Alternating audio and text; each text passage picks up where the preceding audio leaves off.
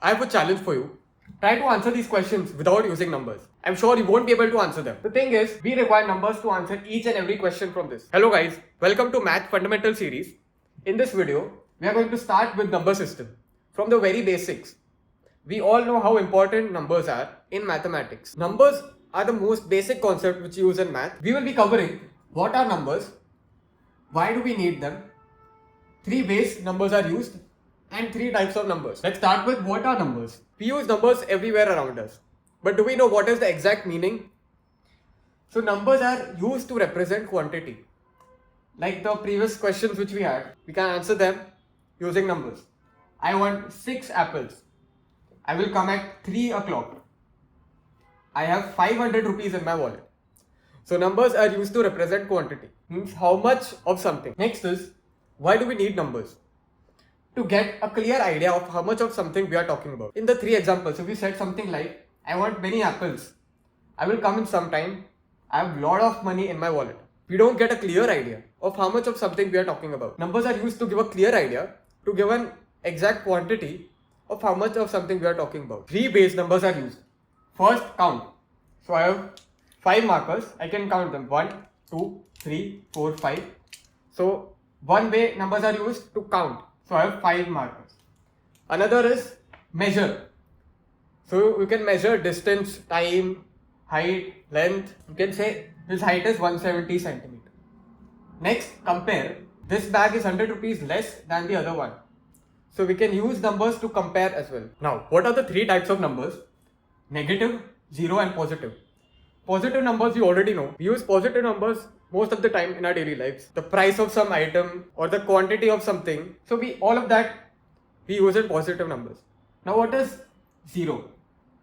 0 is a number which represents nothing. An absence of something. If I don't have apples, then if I say I have 0 apples, that means I don't have apples.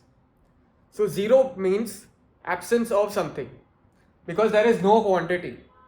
If there is even 1, that means I have 1 apple. But 0 means absence of something. But what does negative mean? We rarely use negative numbers in our daily lives. Negative numbers, it's an idea, a concept of opposite. Opposite to the positive. Let's say I'm standing over here. I'm not moving any step forward or backward. So I'm moving 0 steps. If I'm moving 1 step forward, that means I'm moving plus 1 step forward. And if I take 1 step backward, that means I'm taking negative 1 step. So minus 1 step. That is the meaning of negative numbers. It's an opposite idea of positive. Here are some examples. Let's say you receive money in your bank. If that is positive, then spending money will be negative. If we measure height above sea level, it will be positive. But height below sea level will be negative. In the warm climate, the temperature is usually like 40, 50 degrees Celsius. And in cold climate, it's negative 20, negative 10 degrees Celsius. If a car is moving forward, that means it's a positive process. If a car is moving backwards, then it is negative. So negative is just opposite of positive, of whatever we are talking about. So we can use the idea of negative numbers in our daily lives. This is the reason, this is why we need negative numbers also. So that we can calculate, we can measure the opposite process. Like just how I explained the example of moving step backward. If we didn't have negative numbers, we wouldn't know if we are moving in the correct direction or the opposite direction.